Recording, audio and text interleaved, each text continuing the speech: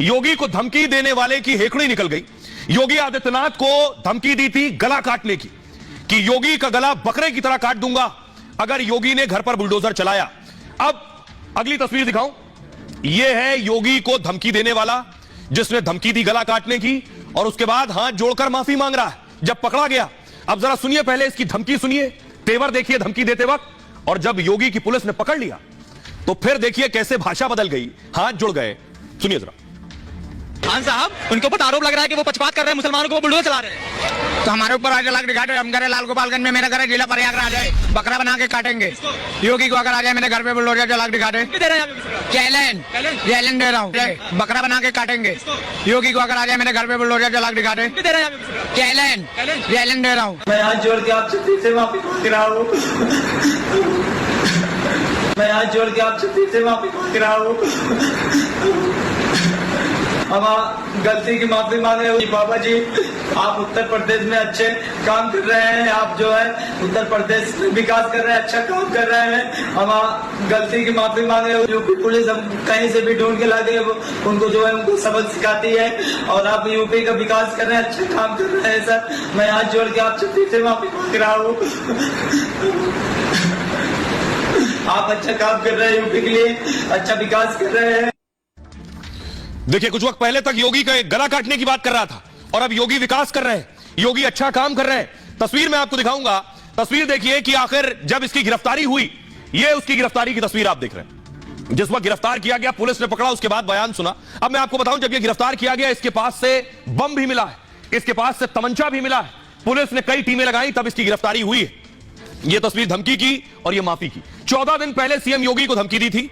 एक वीडियो में इसने योगी को जान से मारने की धमकी दी, कहा योगी का बकरे की तरह गला काट दूंगा और चुनौती देता हूं, मेरे घर पर बुलडोजर चलाकर दिखाओ।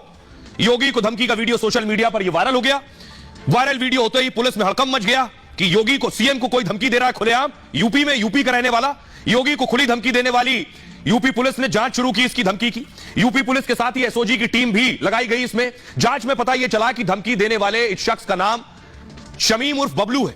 प्रयागराज के दनियालपुर का यह रहने वाला है। शमीम की गिरफ्तारी के लिए पुलिस की कई टीमें लगाई गई, क्योंकि धमकी भी सीएम को दी थी। लगभग 2 हफ्ते तक पुलिस, एसओजी इसे तलाशती रही। सोमवार को सुराग मिला तो शमीम प्रयागराज के लाल गोपालगंज में मिला। इसके बाद पुलिस ने जाल बिछाया, घेराबंदी करके इसे पकड़ लिया। तलाशी लेने पर इसके पास से बम, तमंचा और कारतूस बरामद हुआ है। पुलिस की गिरफ्त में आने के बाद जो हेकड़ी दिखाई दे रही थी, जो तेवर दिखाई दे रहे थे, वो सब कैसे हवा हो गए, जरा फिर से देखिए एक बार। खान साहब, उनके ऊपर आरोप लग रहा है कि वो पक्षपात कर रहे हैं, मुसलमानों को बुलडोजर चला रहे हैं। तो हमारे ऊपर आज अलग दिखाते, हम करे लाल गोपालगंज में, मेरा घर है जिला प्रयागराज है, बकरा बना के काटेंगे। योगी को अगर आ जाए मेरे घर पे बुलडोजर चला के दिखाते, चैलेंज दे रहा हूँ, बकरा बना के काटेंगे। योगी को अगर आ जाए मेरे घर पे बुलडोजर चला के दिखाते, चैलेंज दे रहा हूँ। मैं हाथ जोड़ के आपसे फिर से माफी मांग रहा हूँ। मैं हाथ जोड़ के आपसे फिर से माफी मांग रहा हूँ। हम गलती की माफी मांगे। बाबा जी, आप उत्तर प्रदेश में अच्छे काम कर रहे हैं, आप जो है उत्तर प्रदेश में विकास कर रहे हैं, अच्छा काम कर रहे हैं। हम गलती की माफी मांगे। यूपी पुलिस हम कहीं से भी ढूंढ के ला गए, उनको जो है उनको सबक सिखाती है, और आप यूपी का विकास कर रहे हैं, अच्छा काम कर रहे हैं सर। मैं हाथ जोड़ के आपसे फिर से माफी मांग रहा हूँ। आप अच्छा काम कर रहे हैं, यूपी के लिए अच्छा विकास कर रहे हैं। आइए, तो देख लिया आपने, अब खबरों में आगे बढ़ते हैं। यूपी की खबर और पूरे देश की खबर। तीसरे चरण के बाद किसकी सरकार?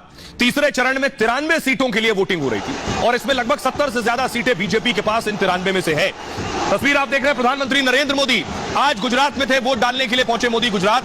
मोदी के साथ अमित शाह भी पहुंचे थे। यह तस्वीर देख रहे हैं, और मोदी मोदी के नारों की आवाज।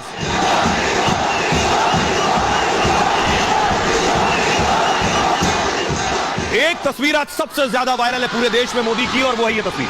बच्चे को दुलराने की तस्वीर। प्रधानमंत्री जैसे ही पहुंचे, देखिए बच्चे को गोद में ले लिया, उसके बाद बच्चे को खिलाने लगे पीएम मोदी, लोग तालियां बजाने लगे।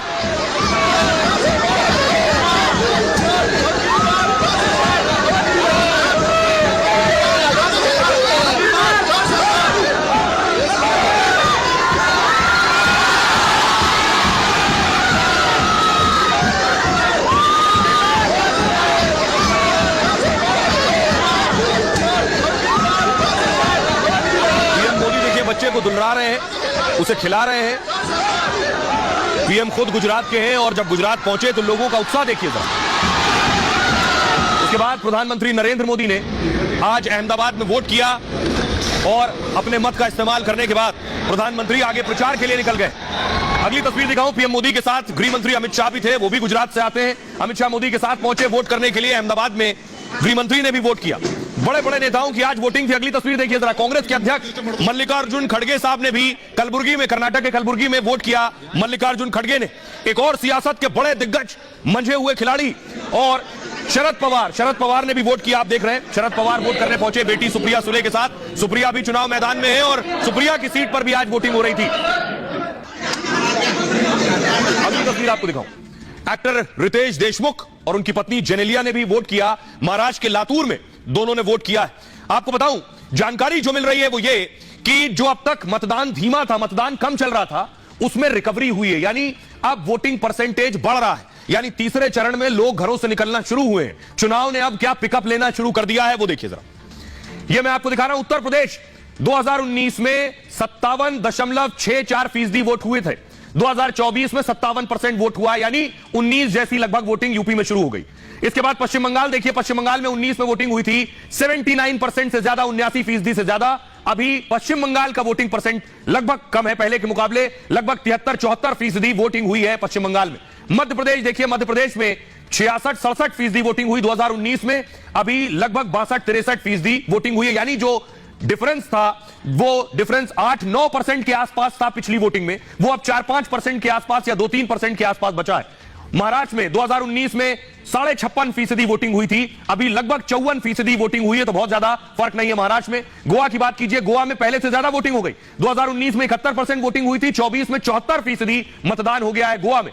बिहार में देखिए लगभग मैच कर लिया है बिहार ने, 19 में लगभग 59-60% वोटिंग थी, अभी 56.5% वोटिंग बिहार में हुई है तीसरे चरण में। असम में 78.29% वोटिंग 2019 में हुई, 24 में 74-75% तक वोटिंग हुई है। गुजरात में जो 60% वोटिंग 19 में हुई थी, 24 में 56.12%, लगभग 4% वोटिंग गुजरात में कम है। कर्नाटक दक्षिण भारत में और ज्यादा वोटिंग हुई, 2019 में 64% वोटिंग हुई थी, 24 में 64 का आंकड़ा पार हो गया, 66-67% वोटिंग हो गई है।